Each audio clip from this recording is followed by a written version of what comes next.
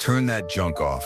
Nobody's calling Ghost Grandpa. That's what the young tech said, as the old man, face worn, eyes hollow, tuned the static-ridden military radio for the 11,278th time. He didn't respond, just logged the silence.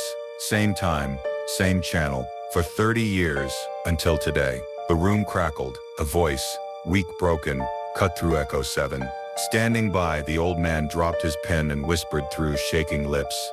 You made it out. If you believe loyalty survives even static comment, respect below. The mountain fog hung heavy outside the ranger station window as Robert Lane Hensley completed his night shift log. At 76, his handwriting remained precise as same block of letters he'd used during 2 tours in Vietnam and 1 unofficial mission into Burma. Every morning at 05:25, Robert would check his watch. At exactly 05:30, he would power up the old PRC-77 field radio he'd salvaged and restored decades ago. The other rangers thought it was just an old man's hobby, a relic, collector's pride. They didn't know it was his lifeline to the past. From the outside, Robert appeared ordinary, a quiet, retired Army radio operator who'd found peace working night shifts at this remote mountain outpost. His cabin, a quarter-mile behind the station, housed little more than necessities: books on radio technology and a wall of notebooks, 37 in total, each containing 365 entries. Morning, Robert, said Clara, the day shift supervisor, as she entered the station. Any excitement overnight? Quiet, he replied, his voice a low rumble from years of disuse. Just how we like it. Clara nodded, not expecting more. Robert wasn't known for conversation. As she busied herself with the morning reports, Robert moved to the small side room where his radio setup waited. Unlike the station's modern equipment, Robert's radio was military-grade, Vietnam-era maintained, with parts he'd ordered from specialty catalogs and surplus stores. He flipped the switches with practiced precision. Static filled the room. Seriously, Robert? Noah, the young tech who'd just arrived, leaned against the doorframe. That dinosaur again. Nobody's using those frequencies anymore. Robert didn't look up. His fingers adjusted the dial to the exact frequency, 29.970, at mid-hertz, the same frequency he'd last transmitted on in 1975 in the jungles of Burma when everything went to hell. Turn that junk off, Noah continued. Nobody's calling Ghost Grandpa. Robert remained focused, unresponsive to the barb. He'd heard variations of it for years from Rangers' visitors, even his own son before they'd stopped speaking. The static continued unbroken by any human voice. Robert picked up his current logbook, a simple composition notebook identical to the 36 completed ones in his cabin. On today's date, he wrote the time, weather, conditions, and signal strength. Then in the final column, the same words he'd written Emery 11,277 times before. Echo 7 status, no contact. He closed the book, powered down the radio, and prepared to walk back to his cabin. I don't get it, Noah said to Clara as Robert passed them. He does this every single day. What's he even listening for? Robert paused at the door, looking back at them with eyes that had seen too much. Radios don't forget, he said quietly. People do. Outside rain began to fall, but Robert didn't quicken his pace. Rain, snow, or peace, the rhythm remained unchanged. Same ritual, same waiting. In his cabin, he placed today's logbook beside yesterday's and looked at the wall of identical notebooks. 30 years of silence, documented with military precision. He didn't expect anyone to understand. Some commitments transcended explanation. Some promises couldn't be broken, even by time. Burma, 1975. The memory played in Robert's mind with the clarity of yesterday as he made his morning coffee. Their unit's 6-men-deep reconnaissance had been ambushed 20 miles inside territory that officially American forces never entered. Pinned down by heavy fire, Robert had manned the radio while their team leader, Leo Marcus Connors, organized their defense. Echo 5 to base. We are compromised. Heavy contact. Robert had kept his voice level despite the chaos. Request immediate extraction. Coordinates follow. The reply had been broken, fragmented by electronic interference. Echo 5. Signal weak. Unable to. Then Leo was hit a clean shot through his right shoulder. Robert had dragged him behind cover, applied pressure, prepared to carry him if necessary. Go. Leo had ordered, his voice already weakening from blood loss. I'll create a diversion. Get our men out. Negative, Robert had replied. We moved together, but the enemy had flanked them. More shots, more screams. Robert had found himself separated from Leo, coordinating the retreat of their 4 remaining men. The last he'd seen of Leo, His friend was surrounded, firing his sidearm with his left hand, buying them time. "I'll come back," Robert had promised over the radio. Echo 5 will monitor this channel daily. "I'll come back." The helicopter had extracted them 5 miles south. Search parties were denied. "Too dangerous," command said. Leo Marcus Connors was listed as missing in action, later presumed killed in action, but no body was ever recovered. Robert had refused to accept it. He'd monitored that channel every chance he got during his remaining service. After discharge, he'd sought a position with radio access. The ranger station, with its elevated position and long-range capability, had been perfect. No one ever connected his daily ritual to his service record. They just thought he was eccentric, an old man who liked outdated technology. This morning's routine began like any other. Robert brewed coffee, put on his worn olive drab jacket despite the summer heat, and walked to the station for his daily transmission. Clara nodded as he entered. Noah rolled his eyes but said nothing. Robert proceeded to his radio room, closed the door and powered up the PRC-77. Static filled the small space. He adjusted the dials, fine-tuning to eliminate interference. Echo 5 standing by for Echo 7.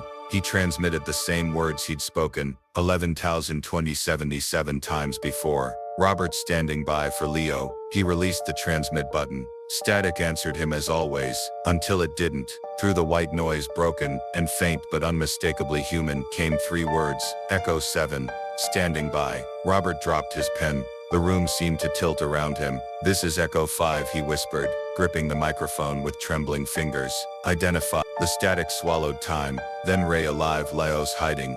The transmission cut abruptly. Static returned. Robert sat frozen, unable to process what he'd just heard. After 30 years, the voice he'd been waiting for had answered. He grabbed his logbook, writing with unsteady hands. Echo 7 status, contact established. When military officials dismissed his report, a young specialist, named Eli, Noah's brother, arrived to help. Using advanced equipment, he confirmed this wasn't a hoax. The signal originated from the Laos-Vietnam border region, and it used encryption patterns consistent with the Special Forces communications, circa 1968. He placed a call to his commanding officer. "Sir," Eli said into his phone, his eyes fixed on Robert. "I think we need to notify the Pentagon. We may have a stranded soldier, and this gentleman's logbooks might be the most comprehensive POW monitoring record in existence. If you believe no man should be left unheard, comment respect below." The following 72 hours transformed the sleepy mountain ranger station into an impromptu military operations center. Pentagon officials arrived by helicopter, bringing specialists who treated Robert's 37 logbooks with reverence. Each entry, 178 days of faithful monitoring, was digitized and analyzed for patterns that helped triangulate the transmission's origin. "These readings from 1998 to 2003 are particularly valuable," explained Colonel Riaz, the operations commander. "You documented signal anomalies that match encoded transmissions our intelligence detected, but could never source." Robert nodded. "I always noted everything." Radio discipline. The station's equipment was augmented with military-grade technology. Robert's old PRC-77 was integrated into the system. The brass understood it might be the only receiver Ray Connors trusted. At precisely 0530 on the 3rd morning, Robert transmitted again. "Echo 5 to Echo 7, Robert to Leo. We're coming for you, old friend." The response came faster this time. "Confirm. Ridge, 3 clicks. North of Ban Hoi Si." Special Forces operators had already deployed to the Laos border region, moving with delicacy in a country where American military presence remained politically sensitive. The coordinates led them to a remote, mountainous area where the borders of Laos, Thailand and Myanmar converge. Robert remained at the radio, sleeping in brief shifts, refusing to leave his post. Noah, who had once mocked him, now brought him meals and fresh coffee without being asked. At 04:05 on the 4th day, the secure line rang. "We have him," Colonel Riaz announced, his professional composure cracking. Leo Marcus Connors confirmed alive, malnourished, weakened, but alive. Robert sank into his chair, a lifetime of vigilance collapsing into a single moment of vindication. How was all he could ask? He was captured during the final chaos of the war. Escaped during a transfer in 1907. Been living among hill tribes, moving between villages, hiding in caves when patrols came through. He's been transmitting on that frequency for years, but only when he felt safe enough. And no one heard him, Robert said quietly. No one but you, the colonel confirmed. When asked why he kept trying the same frequency all these years, he said because I knew Robert would still be listening.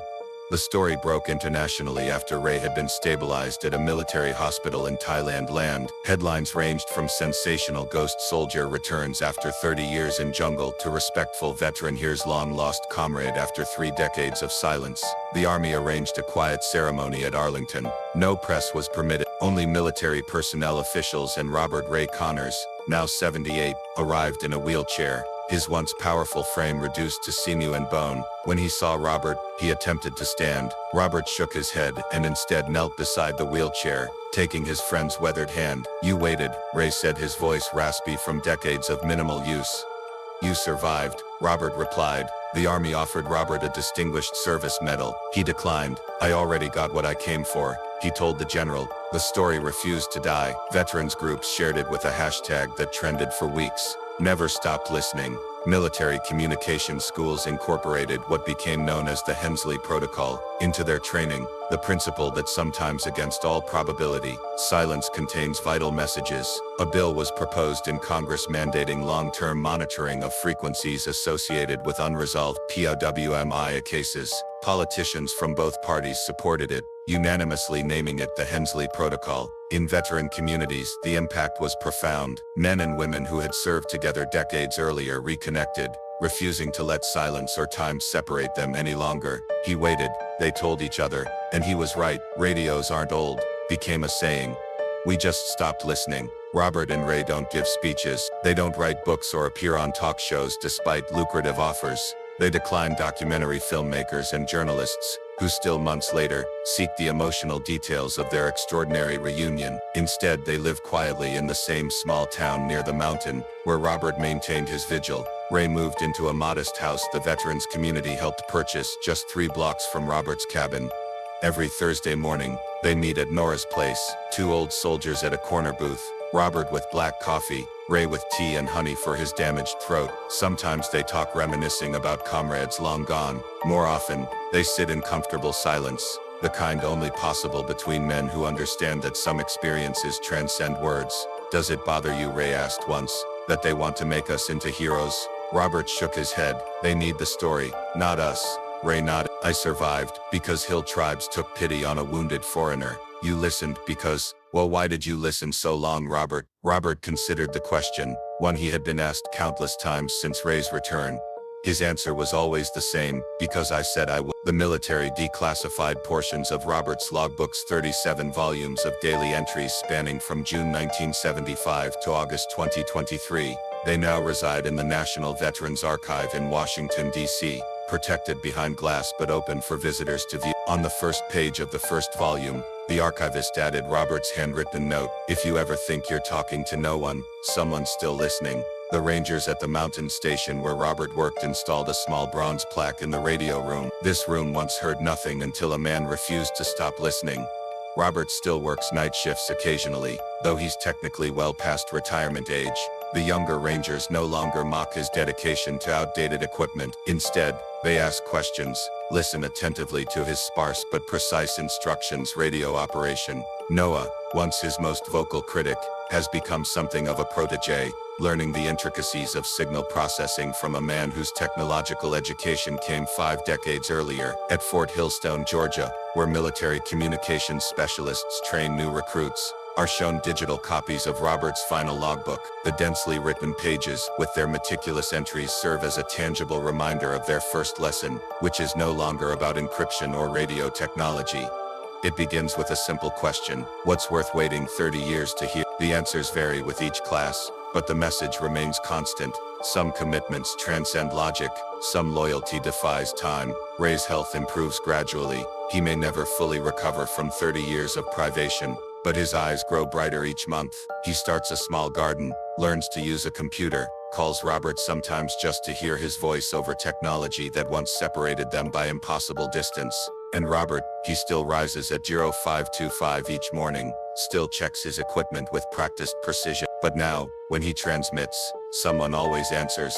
Subscribe to Steelheart Stories if you believe silence should never be mistaken for surrender. And now, every morning that Robert walks to the station or tends to his old equipment, there is no silence left to haunt him, only peace. He doesn't wait anymore, he listens, not for voices lost, but for the rhythm of loyalty that once saved a man's life, and gave meaning to 30 years of quiet hope.